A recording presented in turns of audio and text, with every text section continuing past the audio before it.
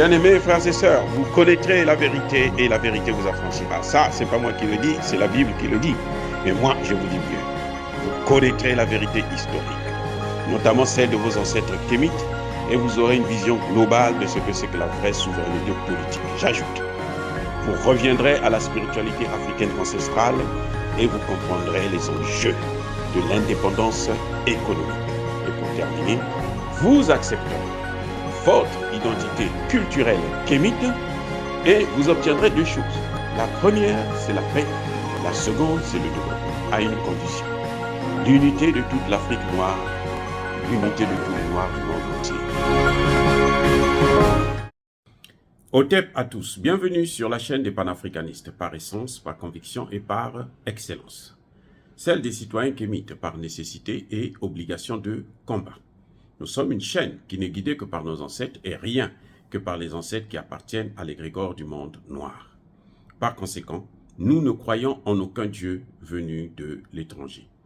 Toutefois, cette vidéo n'est aucunement destinée à inciter à la haine ou à la violence, car nous menons un combat qui est d'abord et avant tout spirituel, intellectuel et démocratique.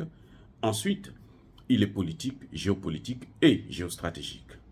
Contre l'impérialisme, le colonialisme, le néocolonialisme et l'endocolonat, qui sont tous qualifiés de crimes contre l'humanité.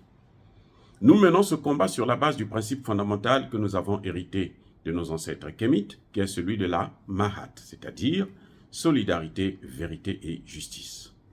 Vous êtes donc en droit de connaître la vérité et nous avons l'obligation de dire la vérité, rien que la vérité, afin que justice soit rendue au continent africain. Et ça, c'est notre modeste contribution dans cette noble lutte en faveur de la souveraineté, la solidarité, la dignité et l'unité africaine.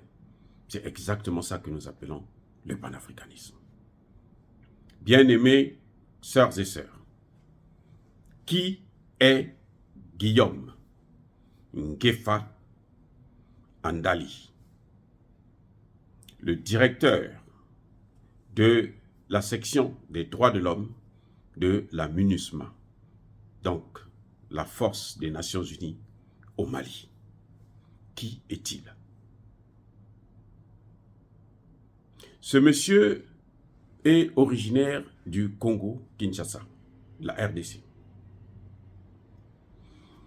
On le qualifie de enquêteur des Nations Unies. C'est donc un grand expert des enquêtes. Il vient d'être expulsé au Mali parce que c'est lui qui avait, je ne me dis pas aurait, qui avait recruté Aminata Diko pour venir salir le Mali au Conseil de sécurité de l'ONU.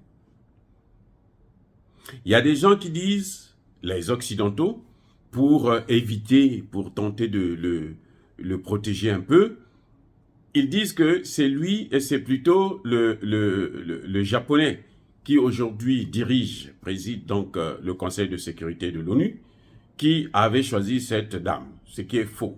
Parce que nous savons tous que ça s'est passé sur le terrain, et celui qui est sur le terrain, c'est Guillaume Ngefa. Puisque Guillaume Ngefa avait déjà consulté des Maliens pour qu'ils puissent faire le travail pour eux. Ces Maliens ont refusé. Ils ont dit, nous, on ne rentre pas dans ce jeu. Voyez, donc c'est lui qui a recruté, visiblement, par défaut, comme disait le gouvernement malien, parce que, bon, à la dernière minute, il ne trouvait pas quelqu'un qui devrait jouer le même jeu que une autre dévergondée qui était venue faire le même cinéma lorsque on a traité le dossier du Centrafrique, puisque c'est maintenant leur habitude.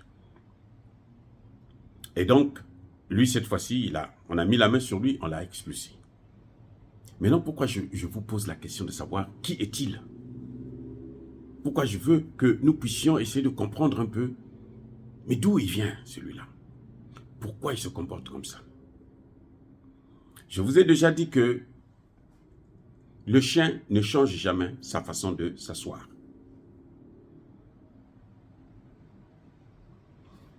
Ce monsieur a été enquêteur en Côte d'Ivoire, à la mission des Nations Unies, à l'ONUCI. C'est pour ça que j'ai voulu qu'on puisse le connaître mieux. C'est pour ça que j'ai voulu que nous puissions connaître ces gens qui viennent en col blanc et pour venir tuer des Africains. Et qui sont, d'ailleurs, pour certains, des Africains aussi. En Côte d'Ivoire, là, celui qui a travaillé, enquêté sur le dossier qui a amené Laurent Gbagbo à la haie, c'est ce type-là. C'est ce voyou. Vous comprenez pourquoi je dis voyou? Parce que le dossier de Laurent Gbagbo, quand ils l'ont monté, ils ont manipulé près de 800 personnes. Ce qu'on appelle des témoins à charge. C'est-à-dire que ceux qui viennent dire « oui, on l'a vu, oui, il a décidé ceci, oui, c'est lui qui nous a demandé d'agir comme cela, lui, c'est... » Donc, ils viennent à charge, ils viennent charger. Il y a eu plus de 800 témoins. Tous étaient des faux témoins. Tous étaient des témoins que ce monsieur-là, Guillaume Ngefa, a fabriqué avec sa complice, la procureure, Ben Soudan, de la CPI. Donc, ce monsieur, c'est son habitude, c'est ce qu'il sait faire. Corrompre les gens. Gbagbo a eu la chance parce que ceux qu'on avait corrompus, après quand on les a appelés à la haie, ils avaient déjà dépensé l'argent.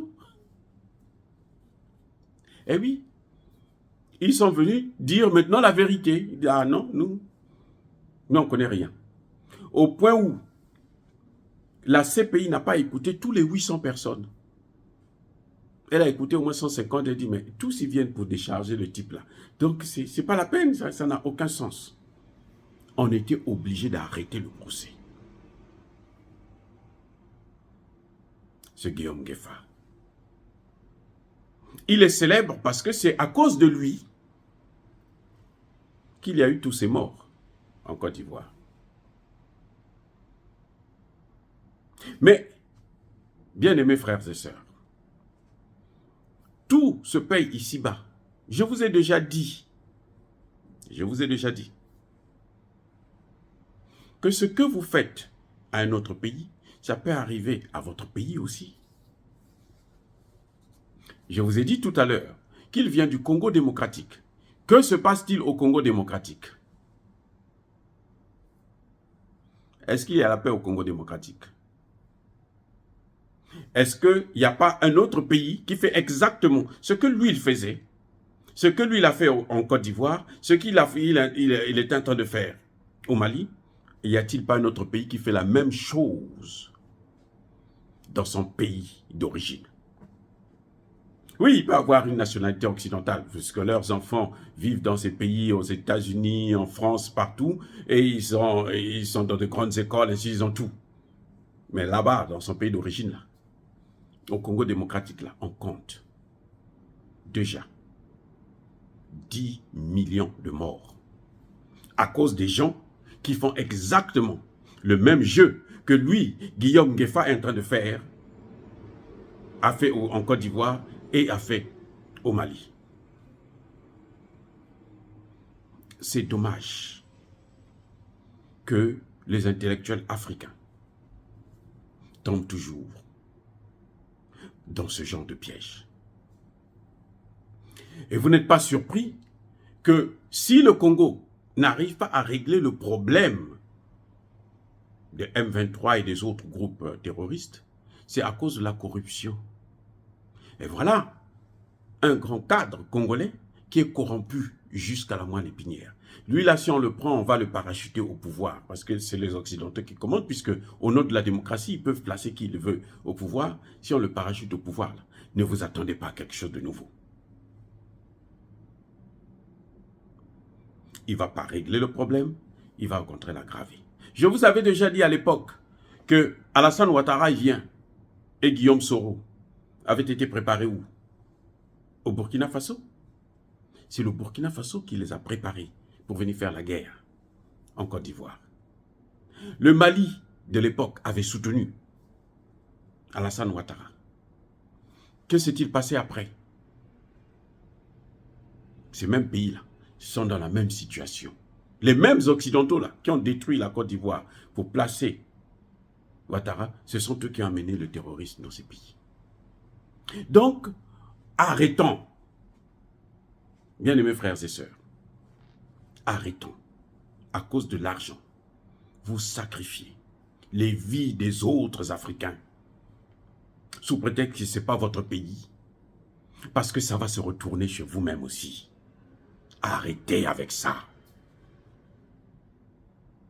J'espère que ce monsieur, si on l'envoie encore dans une autre mission des Nations Unies, en Afrique bien sûr, parce qu'on ne va pas l'envoyer chez les Blancs pour aller faire ça. De toutes les façons, en Occident, il n'y a pas de crise majeure. On ne peut pas l'envoyer en Ukraine, parce qu'en Ukraine, là-bas, ils ne feront jamais ça. Ils ne vont jamais emmener une mission des Nations Unies en Ukraine. Là-bas, ils veulent en découdre avec la Russie. Ils n'ont pas besoin des Nations Unies. Et ils savent que si les Nations Unies viennent là-bas, eh ben, ils vont être eux-mêmes d'ailleurs massacrés. Donc c'est en Afrique, là où les Nations Unies sont faites pour venir finaliser le projet des Occidentaux. J'espère quand il ira dans un autre pays là, il sera plus sérieux. Parce que dans son propre pays, ce qu'il a fait ailleurs là, c'est ce qu'on est en train de faire dans son pays. C'est ce que le Rwanda là est en train de faire dans son pays. Le tour du Rwanda aussi viendra, ne vous en faites pas, oh là là. Ça, nous on n'a pas de problème là-dessus. Le tour du Rwanda. Je ne parle pas du génocide, non, le génocide là, ça c'est une autre affaire. Ce que le Rwanda est en train de faire en RDC là, son tour viendra. Son tour viendra. Parce qu'il faut que le pays paye. Les Rwandais en Occident cotisent de l'argent pour soutenir l'effort militaire d'occupation de la RDC. Jusqu'au jour où la RDC aura un président qui aura les yeux éveillés, qui va prendre des choses sérieusement pour leur donner des raflés. Et c'est là que vous allez voir que, eh bien, la mortalité va changer de camp. Maintenant, ce sont des Congolais qui meurent. Mais le moment viendra, ça va repartir chez les Rwandais. Malheureusement, dans ce genre de choses, ce sont toujours des innocents qui payent. Dire cela, c'est inciter à la haine ou à la violence. Non.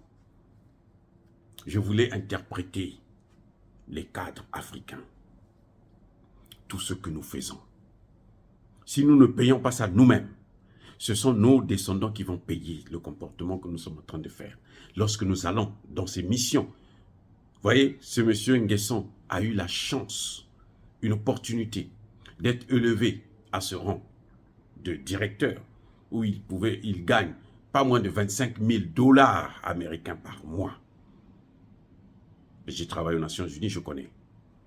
Donc, il a passé tout son temps à faire couler le sang des Africains, partout là où il est passé. C'est ce qu'il faisait. Des fausses enquêtes, des faux rapports, pour soutenir les Occidentaux, pour mater, pour détruire, pour tuer. Donc, il est au cœur d'un système de mafia, d'un système sanguinaire, où il est en train de déstabiliser des pays africains. Son propre pays est en train de subir la même chose. Encore une fois, je persiste et je signe. Soyez bénis, abondamment bénis par le Dieu des Kémites. Et que tous ceux qui persécutent le continent africain, tous ceux qui le pillent, qu'ils soient blancs ou qu'ils soient noirs, qu'ils soient punis, maudits, foudroyés, neutralisés par le Dieu des Kémites et par nos ancêtres angélisés. Vive l'Afrique éternelle. J'ai dit et j'assume.